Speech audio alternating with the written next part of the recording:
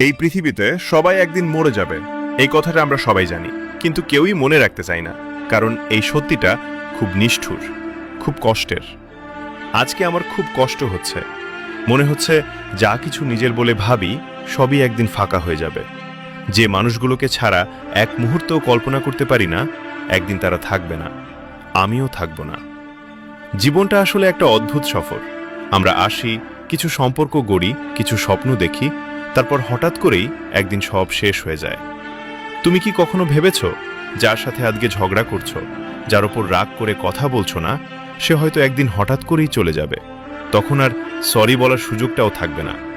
আমরা কত ছোট ছোট কারণে মানুষকে কষ্ট দিই, অহংকারে, ভুল বোঝাবুঝিতে, রাগে।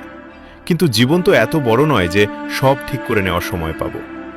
আজকে আমার কষ্টটা শুধু নিজের জন্য নয়, এই পৃথিবীর প্রতিটা মানুষের জন্য, কারণ আমরা সবাই একদিন হারিয়ে যাব। তবুও আমরা একে অপরকে ভালোবাসতে ভুলে যাই। যখন রাত গভীর হয় আর সবকিছু চুপ হয়ে যায়, তখন এই কথাগুলো আরও জোরে মাথায় আসে।